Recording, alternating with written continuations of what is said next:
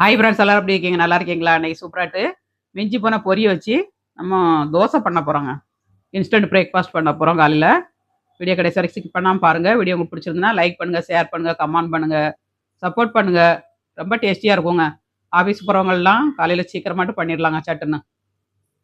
ஈவினிங்கில் ஸ்நாக்ஸுக்கு குழந்தைகளுக்கு பண்ணி கொடுக்கலாம், நைட்டு டின்னருக்கு பண்ணலாம், இட்லியை வைக்கலாம், இதில் தோசை பண்ணலாம்.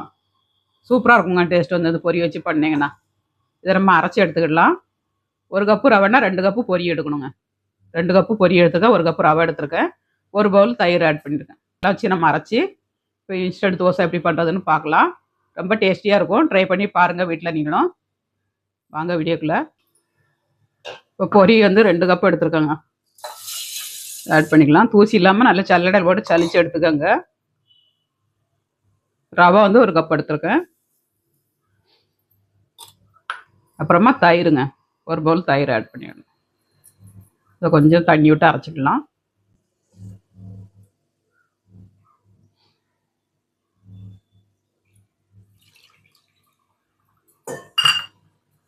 உப்பு ஆட் பண்ணிக்கலாம்.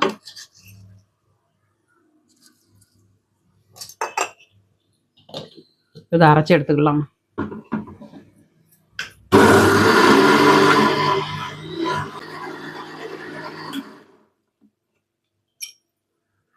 நல்லா அரைப்பட்டுருச்சு. இன்னும் கொஞ்சம் தண்ணி விட்டு நம்ம அரைச்சிக்கலாம்.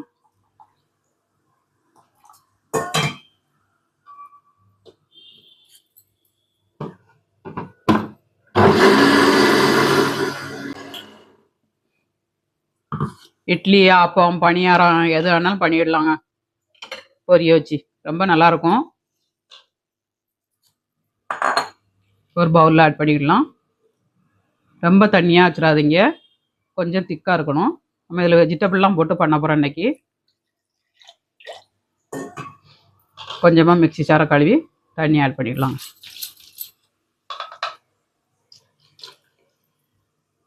இந்த அளவுக்கு தண்ணி போதும். ஒரு 10 நிமிஷம் ரெஸ்ட் விட்டுக்கிடலாம். நம்ம இந்த ரவை கொஞ்சம் ஊறி வரும். ஊறினதுக்கப்புறம் நம்ம மிக்ஸ் பண்ணி பார்க்கணுங்க, தண்ணி கரெக்டாக இருக்கான்னு பார்த்துட்டு அப்புறமா நம்ம பண்ணணும். மூடி வச்சுக்கிடலாம். சட்னிக்கு அரைச்சிக்கிடலாங்க. சட்னிக்கு வந்து 3 மிளகாய்,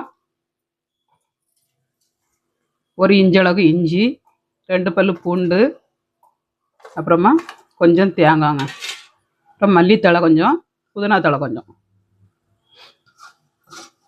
இந்த தோசைக்கு வந்து ரொம்ப நல்லாயிருக்கும் சட்னி வந்து. இப்போ கொஞ்சமாக பொட்டுக்கடலை போட்டுக்கலாம்.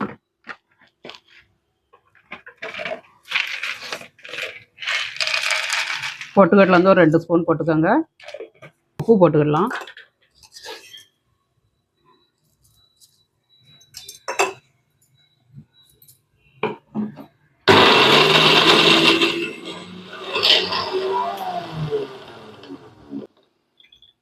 தண்ணி விட்டுக்கிடலாம் கொஞ்சம்.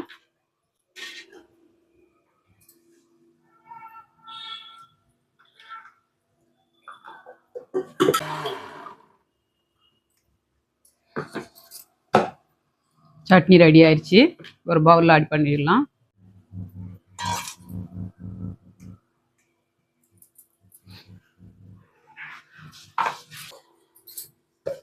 மிக்ஸி சாரை கழுவி கொஞ்சமாக தண்ணி ஆட் பண்ணி திக்காக வச்சுக்கணும். சட்னி தண்ணியாக இருக்கக்கூடாது. இதுக்கு ஒரு தாளசம் பண்ணிடலாம். அடுப்பை ஆன் பண்ணி ஒரு கடாயை எடுத்து வச்சாச்சு. ஸ்பூன் எண்ணெய் ஆட் பண்ணிக்கோங்க.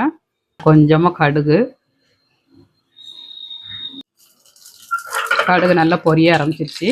ஒரு வரமிளகாய், கொஞ்சமாக கருவேப்பிலைங்க.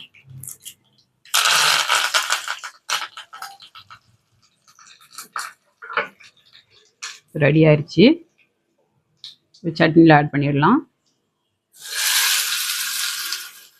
சூப்பராட்டு சட்னி ரெடி ஆயிடுச்சுங்க. சட்னி வந்து ரெடி ஆயிடுச்சுங்க. தோசை சுட்டுக்கிடலாம்.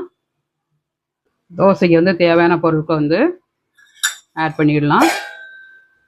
மாவு நல்லா ஊறிடுச்சு. தண்ணியெல்லாம் கரெக்டாக இருக்குங்க. இதுக்கு மேலே தண்ணி ஆட் பண்ணக்கூடாது. இப்போ இதில் வந்து ஒரு பாதி வெங்காயங்க,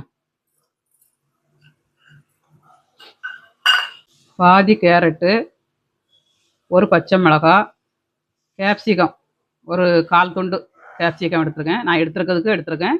இங்கே உங்கள் குவாலிட்டிக்கு தகுந்தபடி எடுத்துக்கோங்க. எந்த அளவுக்கு ரவை மசாலா அரைக்கிங்களோ அது வந்து எடுத்துக்கோங்க. ஒரு தக்காளி பழம்,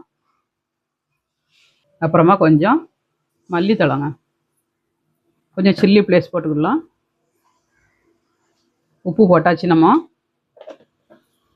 அப்புறமா கொஞ்சோண்டு சோடாங்க, நம்ம ரவை போட்டுக்கனால கொஞ்சமாக சோடா ஆட் பண்ணிடணும். ஒரு பிஞ்சு அளவுக்கு ஆட் பண்ணிக்கோங்க, கரெக்டாக இருக்கும். எல்லாம் நல்லா மிக்ஸ் பண்ணிடலாம். சூப்பர் டேஸ்ட்டில் இருக்குங்க, ட்ரை பண்ணி பாருங்கள்.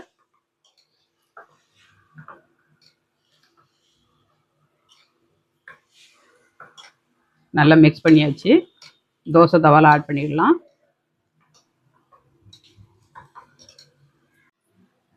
இப்போ தோசை தவாவை அடுப்பை ஆன் பண்ணிட்டு அடுப்பு வச்சுக்கிடலாங்க. தோசை தவா ஹீட் ஆயிடுச்சுங்க. கொஞ்சமாக தண்ணி துவைச்சிடலாம். தண்ணி துவைச்சிட்டு ஒரு காட்டன் துணியாவது அல்லட்டக்கே ஒரு டிஷ்யூ பேப்பராவது வச்சு நல்லா துடைச்சி எடுத்துக்கோங்க. நல்லா ஹீட் ஆனதுக்கப்புறம் நம்ம போடணும். அப்புறமா நம்ம தண்ணி விட்டு துடைக்கும் போது அந்த ஹீட் வந்து கம்மியாயிருங்க. அதுக்காண்டி தான் அந்த தண்ணி தொளிக்கிறது. தோசை வந்து நம்ம இழுக்கும்போது ரொம்ப ஹீட்டாக இருந்துச்சுன்னா சுருண்டுக்கிட்டே போகும் தோசை வந்து. அதனால் கொஞ்சமாட்டு தண்ணி தொளிச்சிக்கிட்டேன்னா அந்த சூடு தணிஞ்சிருங்க.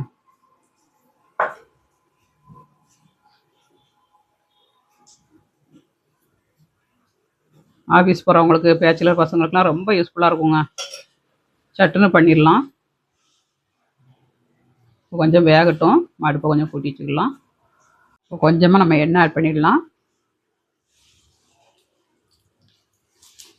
கொஞ்சம் வேகட்டும், நம்ம திருப்பி போட்டுக்கலாம்.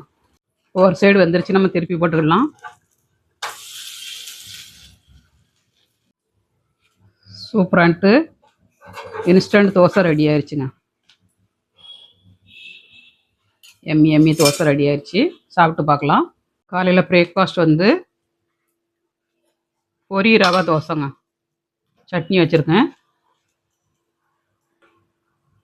அப்புறமேட்டு பழம் வச்சுருக்காங்க. சூப்பரான பிரேக்ஃபாஸ்ட், இன்ஸ்டன்ட் பிரேக்ஃபாஸ்ட்டுங்க. தோசையும் சட்னியும் ரெடிங்க. ஆஃபீஸ் போகிறவங்களாம் இந்த மாதிரி ட்ரை பண்ணுங்கள். நீங்களும் வீட்டில் சட்டுன்னு 5 நிமிஷத்தில் பண்ணிடலாங்க. சாப்பிட்டு பார்க்கலாம். சூப்பராக இருக்குங்க டேஸ்ட்டு. மிஞ்சி போன பொரி இருந்துன்னா இந்த மாதிரி பண்ணுங்கள். இதில் வந்து ஊத்தாப்பம் பண்ணலாம். இதுவும் ஊத்தாப்பம் மாதிரி தான். தோசை பண்ணலாம், வெறும் வெஜிடபிள் போடாமல் தோசை மாதிரி பண்ணலாம். இட்லியை வைக்கலாம். அப்புறமா வந்து பணியாரம் பண்ணலாங்க. பணியாரம் பண்ணாலும் டேஸ்ட்டாக இருக்கும். இது கூட நீங்கள் கொஞ்சோண்டு அரிசி மாவு போட்டிங்கன்னா நல்லா மொறுமொறுன்னு தண்ணி மாதிரி கோரி ஊற்றி சுடலாங்க. இவ்வளோ டேஸ்ட்டாக இருக்கும். பெப்பர் தோசை மாதிரி பண்ணலாம். வீடியோ பிடிச்சிருந்தா லைக் பண்ணுங்கள், ஷேர் பண்ணுங்கள், கமெண்ட் பண்ணுங்கள், சப்போர்ட் பண்ணுங்கள். உங்களுக்கு ஏதாவது ரெசிபி தேவைன்னா கமெண்ட்ஸ் பண்ணுங்க. எங்களுக்கு இன்னொரு சேனல் இருக்குது, அம்மா மகள் சேனல், அதையும் பாருங்கள்.